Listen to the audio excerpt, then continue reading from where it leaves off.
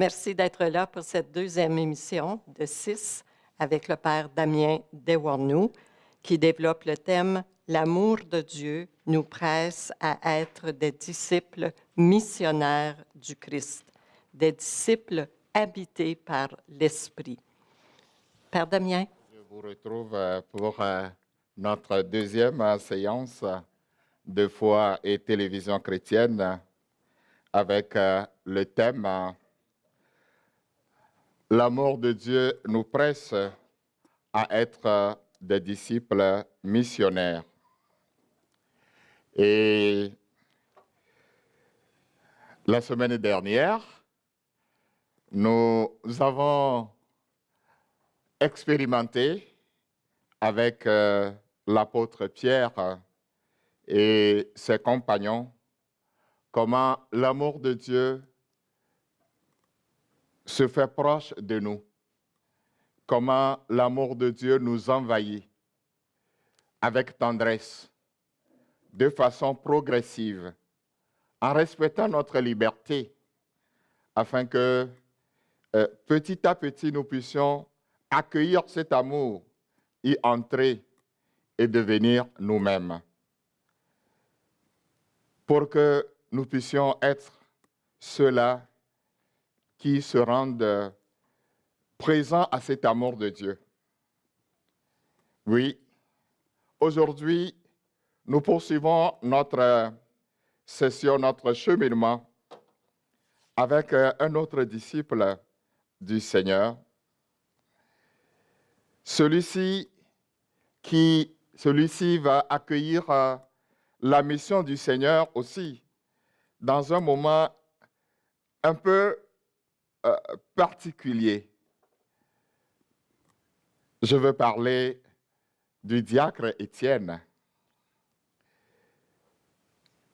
Et nous allons surtout nous centrer sur sa fin de vie.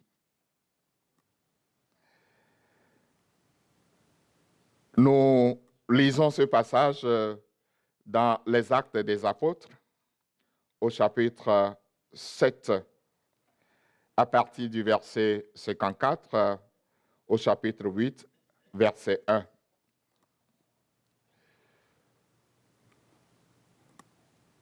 En ce temps-là, les paroles d'Étienne exaspéraient ceux qui l'écoutaient, et il grinçait des dents contre Étienne. Mais lui, rempli d'Esprit Saint, fixait le ciel. Il vit la gloire de Dieu et Jésus debout à la droite de Dieu. Voici, dit-il, je contemple les cieux ouverts et le Fils de l'homme debout à la droite de Dieu.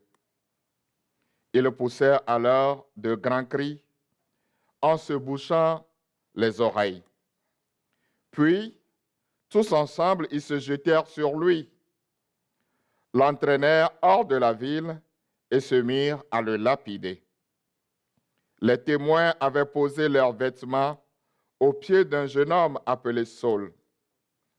Tandis qu'il le lapidait, Étienne prononça cette invocation. « Seigneur Jésus, reçois mon esprit. » Puis il fléchit les genoux et lança un grand cri. « Seigneur, ne leur compte pas ce péché. » Et sur ces mots, il mourut. Saul, lui, était de ceux qui approuvaient ce meurtre. Nous sommes au début de la foi chrétienne, des premières communautés, et nous savons que dans l'évolution de la communauté, les apôtres ressentirent le besoin d'instituer un nouveau ministère, car ils voyaient que le nombre des apôtres s'élargissait. Et pour la cause de la mission, pour la cause de l'évangélisation, pour la cause de l'annonce de la parole, ils disent, il vaut mieux que nous puissions nous concentrer à la parole de Dieu et qu'il y ait d'autres personnes, des hommes remplis de foi et d'Esprit Saint, pour s'occuper des pauvres. Car des difficultés ont surgi dans la communauté. Certains se sentaient lésés dans le partage, dans l'œuvre de charité que la communauté organisait. Et c'est là que, au chapitre précédent, au chapitre 6 des Actes des Apôtres, les apôtres, toute la communauté, avec la prière, choisirent 7 personnes pour continuer avec les apôtres, en communion avec les apôtres, cette mission de charité, cette mission de partage. Ils étaient 7. Philippe, Procore, Nicanor, Timon, Parménas, Nicolas. Voilà. Et donc, parmi eux, il y a aussi Étienne. Étienne est appelé un homme plein de foi et d'Esprit Saint. On avait émis des critères pour ceux qui vont réaliser cette mission. Et voilà, Étienne était un homme de foi, un homme habité par Dieu. Dans la présentation, Lise a dit que nous devenions des hommes habités. Et c'est sur cela. Étienne était un homme habité par Dieu, habité par l'Esprit Saint, un homme plein de foi. Et il a accueilli sa mission avec beaucoup de générosité. Mais c'est un homme aussi qui s'ouvre aussi à la parole et annonce la parole, car son cœur est débordant de l'œuvre d'amour de Jésus-Christ. Son cœur est débordant de l'œuvre d'amour, l'œuvre de mission, l'œuvre de rédemption, l'œuvre de salut accomplie par Jésus-Christ. Son cœur est rempli de cela. Et Étienne était de ceux-là qui ne pouvaient pas fermer leur bouche. Parce qu'il était tellement enveloppé de cet amour de Dieu, sa foi était tellement forte qu'il ne partageait pas seulement le repas, les habits, il partageait aussi la parole. Il partageait aussi sa foi. Il partageait son espérance en Jésus-Christ. Il proclamait, car c'était important pour la première communauté, ce que l'Église appelle le kérygme, annoncer que Jésus-Christ, il est vraiment le Messie, il est vraiment le Christ, par sa souffrance, par sa mort, par sa résurrection. Il est celui qui est venu apporter le salut, celui qui est venu apporter la lumière. Et voilà que quand il annonce la parole, le Seigneur manifeste encore plus d'amour à travers la mission d'Étienne. Dieu réalise des miracles quand Étienne fait sa mission. Dieu réalise des grandes œuvres, des merveilles. Et que se passe-t-il? Il a été accusé injustement de blasphémer contre Dieu. Voilà, celui qui partage l'amour de Dieu est accusé de blasphémer contre Dieu. Ce n'est pas facile parfois d'être un disciple ou un missionnaire du Seigneur. Voilà. Et il a été arrêté. Il a été mis en prison. Il a été même condamné. Et voilà, le passage que je viens de lire, c'est le moment encore où, au moment où il était condamné, il prenait sa propre défense. en annonçant encore la parole, il n'avait pas peur. Il annonçait avec la parole de Dieu, avec beaucoup d'engouement, avec beaucoup de dévotion, avec beaucoup d'amour. Et c'est en ce moment que ces détracteurs, ces persécuteurs ont dû fermer les oreilles pour ne pas écouter la parole de vérité, pour ne pas écouter la parole d'amour, pour ne pas écouter la parole de lumière. Et donc, c'est en ce moment que Étienne est traîné en dehors de la ville pour être lapidé. Bien-aimés, que pouvait-il ressentir en ce moment? Lui, comme Sainte Thérèse de l'Enfant Jésus, qui au couvent disait « Je voulais parcourir le monde entier pour annoncer l'Évangile ». C'est ce même sentiment qui animait Étienne. Voilà que c'est comme si on vient raccourcir sa mission. Contre son gré, contre sa volonté. Lui qui aimait annoncer la parole de Dieu, lui qui aimait partager l'amour de Dieu, on veut raccourcir sa mission en lui retirant la vie. En ce moment, que pouvait-il ressentir? L'abandon de Dieu ou l'amour de Dieu? Le rejet de Dieu? Que pouvait-il ressentir en ce moment? Oui, l'amour de Dieu ne nous abandonne jamais. L'amour de Dieu ne nous abandonne jamais, quel que soit le pire moment que nous traversons. Quel que soit le dur moment que nous traversons, l'amour de Dieu ne nous abandonne jamais. Étienne, en ce moment où il est lapidé, que fait-il? Il a encore la foi, l'espérance d'ouvrir son cœur à l'amour de Dieu.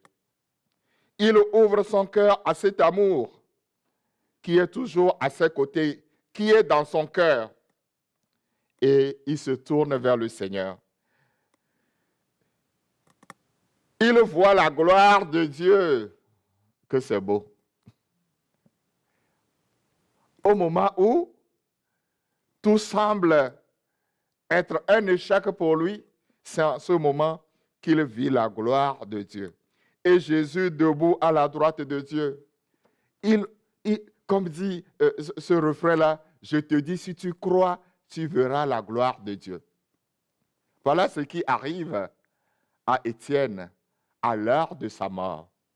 Étienne fait l'expérience de la gloire de Dieu, de la grandeur de Dieu, de la puissance de Dieu, du poids de Dieu, de ce que Dieu est. Il fait l'expérience de la gloire de Dieu, c'est faire l'expérience de son grand amour. C'est ce qui lui arrive. Et il s'ouvre à cet amour de Dieu. Il ne regarde pas ceux qui lui jetaient des pierres. Son cœur, sa pensée, son idée n'était pas sur les pierres. Son cœur, sa pensée n'était pas sur les difficultés, la douleur, le sang qui coulait,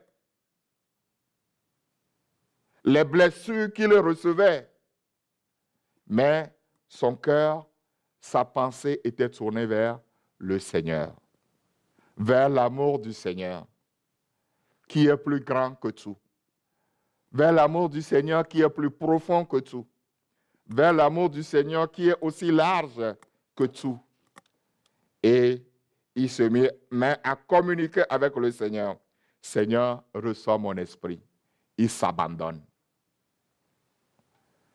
Quand on est enveloppé par l'amour de Dieu, on s'abandonne. J'aime bien toujours, comme je l'ai dit tout à l'heure, Sainte Thérèse de l'Enfant Jésus, qui a fait un petit bateau et qu'elle a posé dans sa cellule à côté de son lit, et elle a écrit cela, l'abandon. Elle a écrit sur le papier sur la barque ou le bateau en papier, l'abandon. Elle s'abandonne. Elle qui aussi était malade, souffrante, et à l'âge de 24 ans, à la fleur de l'âge.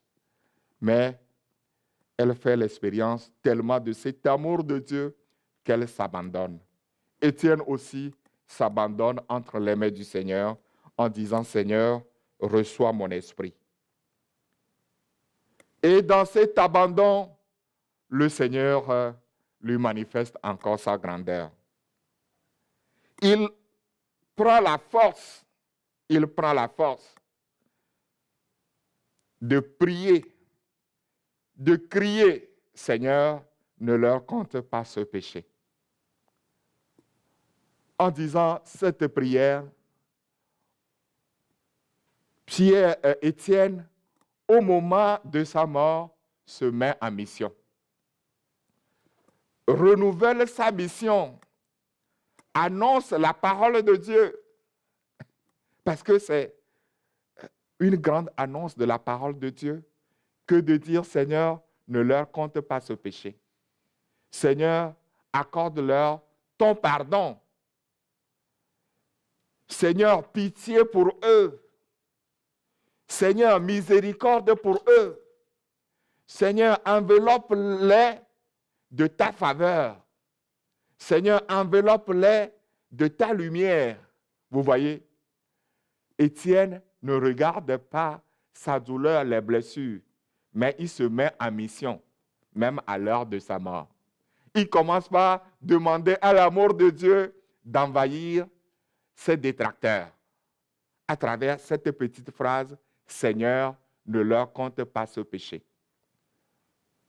Il se met à demander au Seigneur d'ouvrir le cœur de ses détracteurs. Il demande au Seigneur, Seigneur, pitié pour eux, ouvre leur cœur à ton amour. Seigneur, que ta volonté soit faite pour eux aussi, car la volonté de Dieu, c'est que tous les hommes soient sauvés. Et puisque c'est l'amour de Dieu, ce salut du Christ qu'il annonce et qu'il est persécuté, il ne reste pas dans sa douleur. Il sort de sa douleur. Il puise sa force dans l'amour de Dieu. Il sort de sa douleur et implore la miséricorde de Dieu pour ceux qui le persécutent, ceux qui en voulaient à sa vie. Seigneur, ne leur compte pas ce péché. Voilà, il se met vraiment en mission. Et, bien-aimés, cette mission que réalise Étienne à l'heure de la mort, je pense que cela nous instruit. Je connais une personne qui, une fois dans notre rencontre, m'a partagé avec beaucoup de douleur et même avec des pleurs les difficultés de relation qu'il a avec un proche. Mais à la fin de sa parole, vous savez ce que la personne a ajouté? La personne a nettoyé ses larmes et a dit, mais mon père, je pense que si nous n'arrivons pas à nous parler, s'il n'arrive pas à me comprendre, je pense que c'est parce que lui-même, il a beaucoup de difficultés. Voilà pourquoi je prie le Seigneur pour qu'il puisse sortir de ses problèmes, pour qu'il puisse sortir de ses difficultés. Que c'est beau. Qu'au moment de la douleur, que tu puisses te mettre en mission. Qu'au moment de la persécution, tu deviens apôtre de l'amour, apôtre de la miséricorde. Voilà, c'est ce que fait Étienne. Au moment de sa mort, il devient apôtre de la miséricorde de Dieu, apôtre de la faveur de Dieu, apôtre de la bonté de Dieu. apôtre d'un Dieu qui fait grâce. Seigneur, ne leur compte pas ce péché. Il devient apôtre d'un Dieu qui embrasse celui qui est perdu. Voilà ce que fait Étienne. Et Étienne, que nous pensions qu'avec sa mort, allait s'arrêter sa mission, normalement. Normalement. Parce que s'il meurt, est-ce qu'il va pouvoir encore parler? On dit, mais les morts ne louent pas le Seigneur. Ça, c'est la parole de Dieu qui le dit. Les morts ne louent pas le Seigneur. Mais, bien-aimés, si nous allons au chapitre 9 des Actes des Apôtres, nous allons voir que Dieu a entendu la supplication d'Étienne.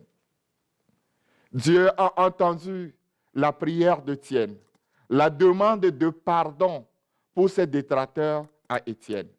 Et Dieu, que fait Dieu? Dieu continue sa mission. C'est vrai, physiquement, dans la chair, Étienne meurt, mais Dieu voit tous ceux qui étaient là. On nous dit qu'au moment où il était lapidé, ceux qui le lapidaient avaient déposé leur manteau, leur veste aux pieds de qui? D'un jeune homme qu'on appelle Saul.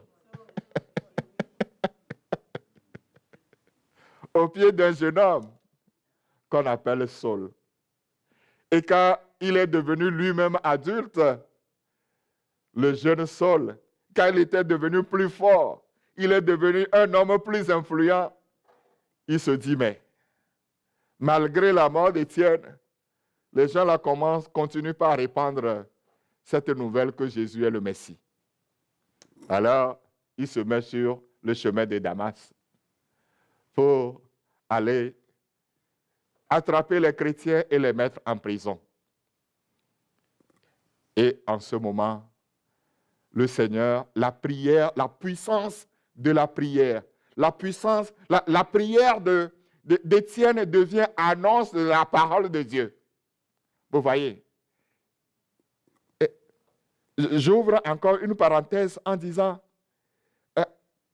cette prière d'Étienne qui devient annonce de la parole, on le voit aussi dans la vie de Sainte Thérèse de l'Enfant Jésus. Elle est restée au couvent des années, elle n'a jamais mis pied dehors, mais l'Église l'a proclamée patronne des missions. Comme si elle avait fait le tour du monde pour annoncer la parole de Dieu. Tout simplement pourquoi? Parce qu'elle était devenue missionnaire par sa prière.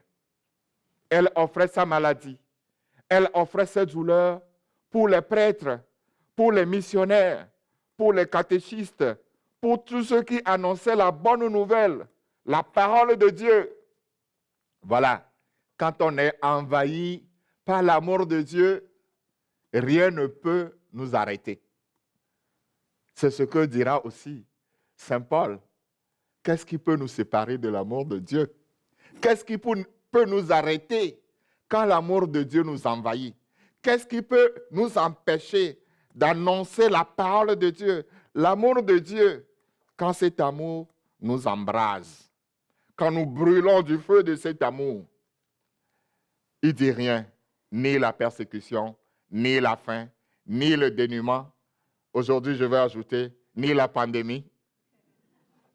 Parce que pendant la pandémie, on a réalisé que les chrétiens ont profité de la pandémie pour annoncer encore la parole de Dieu à travers Zoom, à travers les moyens de communication qui sont là aujourd'hui.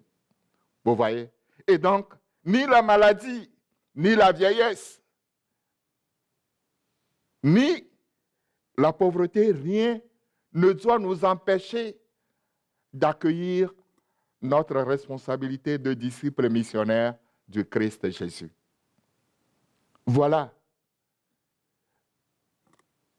la prière d'Étienne a réalisé sa puissance. Et le Seigneur réalise ou exauce la prière d'Étienne en voyant parmi ces gens-là. Il a pris le disciple, le détracteur le plus fougueux, le plus dur.